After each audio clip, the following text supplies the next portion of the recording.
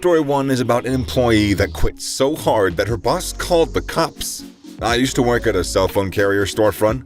I've been there for 5 years. I was a salesperson of the month multiple times, and I'd always had good numbers. I had a boss who was brought in as a store manager as part of a college new hire program, despite many in-store employees being way more qualified with life experience in cell phone sales for 15 plus years. And eventually, after she ran off many of the veterans, I was left to open the store one morning by myself while the manager was on the floor greeting people. She had the biggest hard-on for micromanaging, and she would always stand over my shoulder being critical of how long I should take with each customer. She didn't have any work experience, so there's, that too. She would never open her own register. Well, this time I had about a dozen different customers needing help, and they were all lined up waiting and pissed.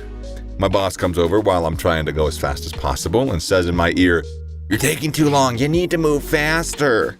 I explain that each customer has specific needs, and I need to make sure that they are completely satisfied to avoid a bad review call and get written up again. New policy where she would replay our call reviews and team meetings where I got to listen to customers tell us about how horrible we were and even assault our appearance. She didn't take a hint. So I turned around and asked her to come with me for a second to the back. She followed me and immediately said, "What's the deal?" I said, "I think I'm done here. I can't work like this." To which she said, "If you leave, you know you can't come back." To which I simply said, "What a poor choice of response." I took out my store keys and I handed them to her, much to her surprise, and walked out of that store. I turned around and leaned on the public rail and watched through the window as she tried to deal with all the customers, and I smoked a cigarette. She then went back to the back, pausing helping the customers, and she called the cops. She then tried to tell them that I was loitering and wouldn't leave. She also told them I was harassing the business. The cops arrived and found out the truth. I told her I did nothing wrong and I was allowed to be there on public property. As she rolled her eyes at the police, I reminded her that she's taking too long and the customers need her. I watched for another 10 minutes and then left. That. I may be petty. I might be. But she could right the hell off. Yeah, no, that sounds like a pretty toxic work environment. And the second story shows just how greedy companies are. Yeah, long story short, I was in marketing at my current company. The boss, the CMO, was absent for more 75% of the year and knows nothing about marketing. He inherited the company with his brother from his dad, who retired and was the original owner. I had all these ideas for marketing and I wanted it to grow and take on more responsibility. He didn't want to manage me, so instead, without asking, he moved me to the communications team where I'm basically a robot doing email campaigns for our 60-plus clients. I don't even know how they sent any emails last year because everything's so unorganized. There's another girl that works fully remote and does all the client outgoing emails. She's sending emails every day. Honestly, we could use more help because between the two of us, it's already too much. So, my company decided to let her go and let me know that I'm taking over all her emails. I immediately said, "Okay, so how much more money am I making for absorbing an entire position?" They told me nothing. They said, "Well, it's really hard to get raises here, and we're working with the salary cap kinda, and it's gonna be hard for them to give you more money." So I responded, "I'm not gonna be sending a single ongoing email unless I'm getting a raise. And I'll talk to whoever I need to, but if you want these sent out, I want more money." He basically was flustered and panicked because he knows those emails have to go out. They've been asking random people to help send them, so they don't have to pay me more. I have not gotten a raise. I have not gotten a raise, and I have not sent a single ongoing email. I hate this place. Or what about some good old racism in the workplace? Yeah, this happened in 2022 in Utah, USA. I was working for a company for 4 years. It was a part-time job to pay my bills. Of those 4 years of working, I had 3 years and 6 months of awesome times with my boss who wasn't racist, gave me plenty of breaks, and every month he would throw a party while all the employees were getting paid for a few hours. He retired. When he retired, we got a new boss/supervisor. She's a white woman in her 50s. I thought my work culture would be the same, but that's wrong. While working with her, she would call me Ming. Ming is not my name. I tried correcting her multiple times. Ming is not my name. And yet she persisted and would also say that I'm lazy. When I asked her why I'm lazy, she said that I was working on the 4th of July and I was sitting my ass off and refusing to work. I did not work the 4th of July, so I figured she confused me with another Asian worker. And I told her that I'm not the same Asian. and told her that I didn't even work during the 4th of July. However, she refused to believe my story, saying that I'm just bringing up excuse after excuse. So I was mad, right? I contacted HR about her racist behavior. And when I contacted HR did internal investigation, and they later told me I'm overreacting.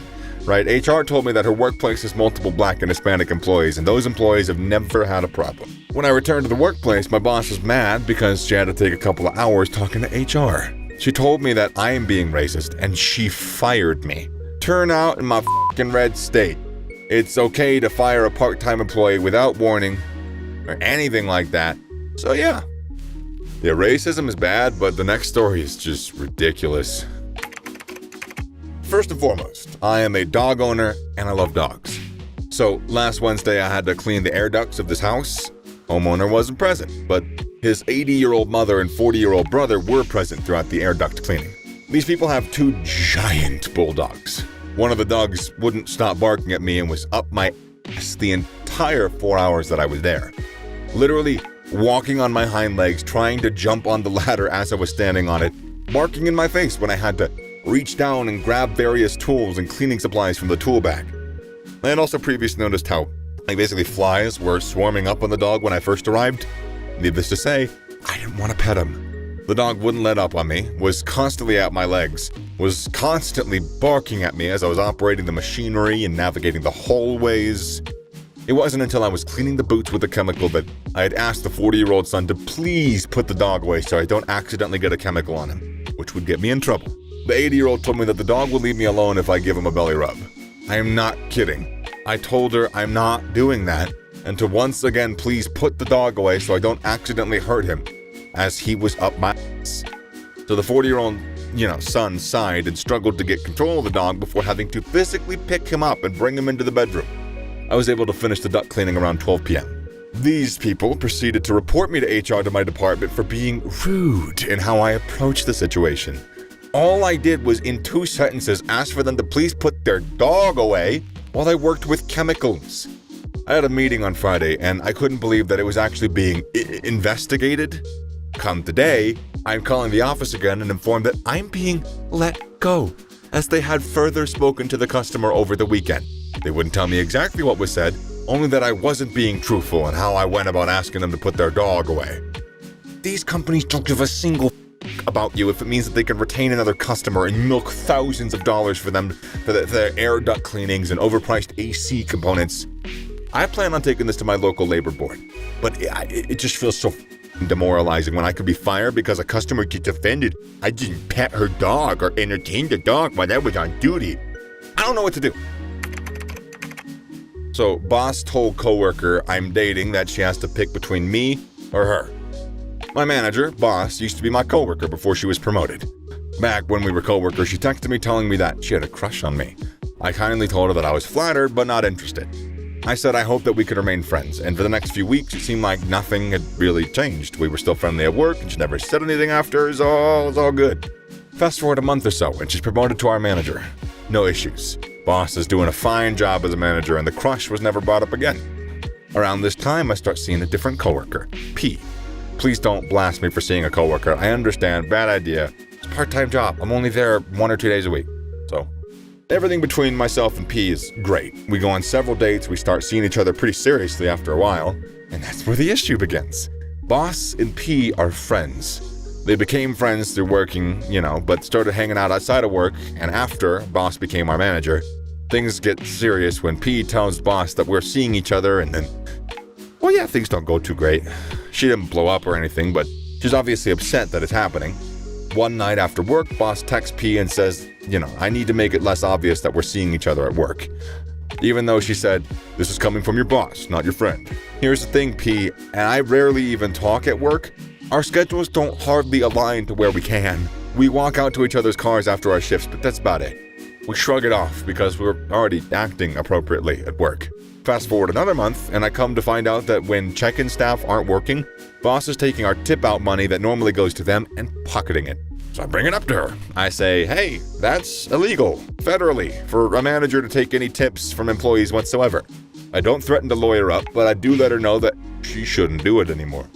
The owner of the company and boss holds a staff meeting where they call me out by name saying that I have an issue with them, and then lie to all employees and tell them that they were doing nothing wrong by having boss take our tip outs. Disregarding how illegal that is, I don't care. I'm here 1 to 2 times a week. I want to move on. It seems like they stopped after I brought it up, so they just won't admit that it was wrong. So after this, I'm obviously in hot water with management and ownership. But here's the best part. At the end of P's shift the other night, boss asks her if she and I are still seeing each other. She says yes. Boss says she doesn't approve of that as a friend, and P is going to have to choose between me and her. P came over after work and told me all about it. We laughed about the situation, but it's still really shocking to both of us. Can a manager do that? Wager their friendship with a subordinate versus the romantic relationship with somebody else? God, this organization's ran so crookedly. I don't know if they have any ethical limits on what they'll do. So, these stories just make you want to quit your job, don't they?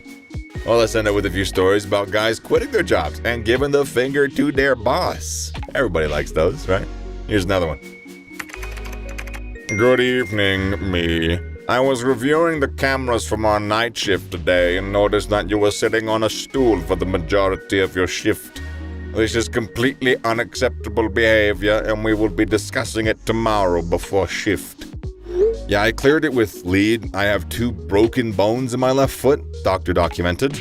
Aside from that, I packed 240 plus UPH for the entirety of my shift, 12 full hours. I'm not sure if you're aware, but we do have a ranked list for packing displayed directly above our stations. My efforts earned me first place today. So just to be clear, my impressive performance is overshadowed by the fact that I wasn't uncomfortable enough while doing it? I'm really not appreciating your attitude. You could have just said the first part where it was clear with another lead instead of being disrespectful. This type of behavior isn't going to get you anywhere here. Hey, thanks for wasting my precious off time with some garbage you didn't bother to investigate beforehand. Seriously, minus 240 plus UPH. What you claim to have be the pinnacle of performance there, I achieved it, and I get grief because I was sitting while I did it. You guys need to get your priorities straight. It's no wonder that you have such difficulties retaining staff. I'm not concerned with going anywhere there. It's a toxic environment and ignorant people are at the helm. I won't be in tomorrow or ever again. We don't need to rush you leaving. Let's talk in the morning and we can sort this out. No thanks. Have a good life. Here's another one. Good morning. Did you create an order for this week or an inventory? I'm confused. Was my position eliminated or not? Yes, but you did inventory and prep an order on Sunday. Was wondering where it was, if at all. Oh man, bless your heart. You don't fire someone and then still contact them to ask questions about the job because you don't know. 25 years in the kitchen name. Just thought you would have been professional. In 25 years, I've never had anyone fire me and then expect me to work still. So, and last one for today. Hey, Becky canceled on Saturday. I'll need you to come in and cover for her. It's not my problem. Saturday is my day off, and I've been working 8 days straight, and really, really need it. I'm sorry, we're short-staffed. I need you. I'm not coming in, so you have to. I'll see you Saturday. Nope, you won't. I'm not coming in. You can't make me. You sure you want to do this? You really want to put your health insurance on the line? What are you gonna do, fire me? I know you're short-staffed after Hunter and Paige quit last week and you're already short bartenders. I don't accept that type of attitude. Last chance, I'll see you Saturday or I won't see you again. Did you really just threaten me with health insurance? Whatever, I am done with this. You can consider this my notice. I have had enough of your bullshit.